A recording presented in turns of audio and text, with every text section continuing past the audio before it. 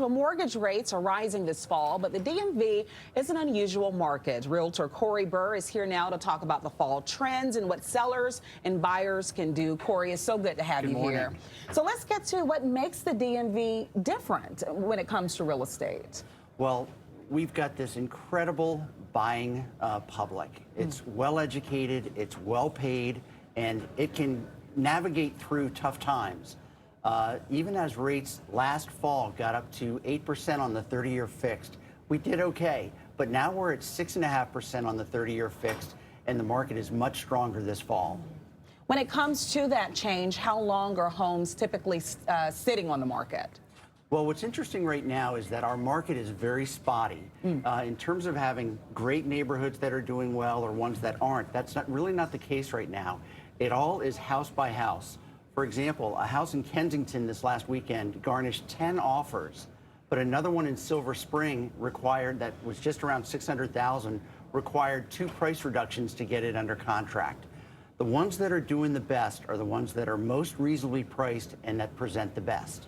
So let's get to the presentation then. When it comes to sellers, any advice when it comes to, I guess, staging, pricing, to put yourself in the best position to sell? So for pricing, what we typically would do is figure out the best price based on the recent comparables and add maybe 4 to 5% to that to see if there was upside potential on the bidding. Right now, it's really important for sellers not to put that premium on. If it's going to get a higher price, the market will bid it up.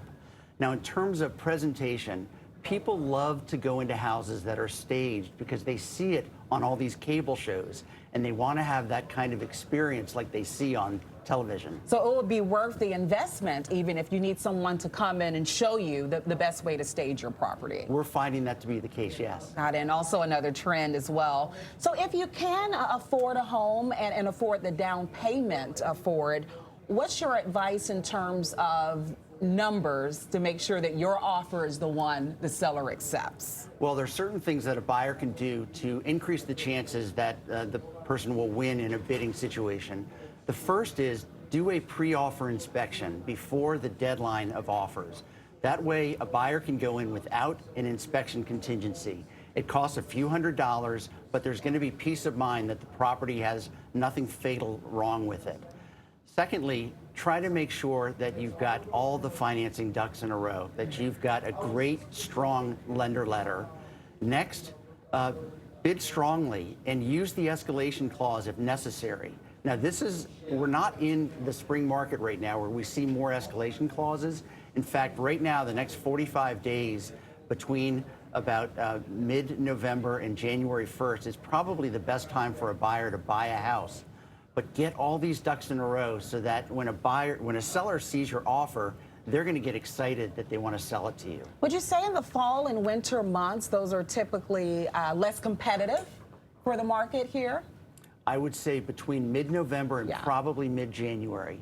The spring market will begin either the weekend after the Super Bowl or after 3 days of 55-degree weather or more. It's that precise. Wow. So for people who say, you know what, I'll probably just pick up this whole idea of moving or selling at the top of next year, what's one thing you want them to do and look to do right now in preparation?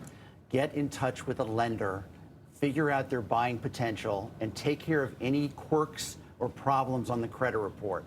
Once you get the money in line, then there's a free ticket to go purchase in the price range that you're aiming for. And also releases many, many headaches along the way because home buying in itself can be stressful. Corey, thank you so much for allowing us to see what's happening here locally and getting us in the best position to take advantage of all of it. We appreciate it.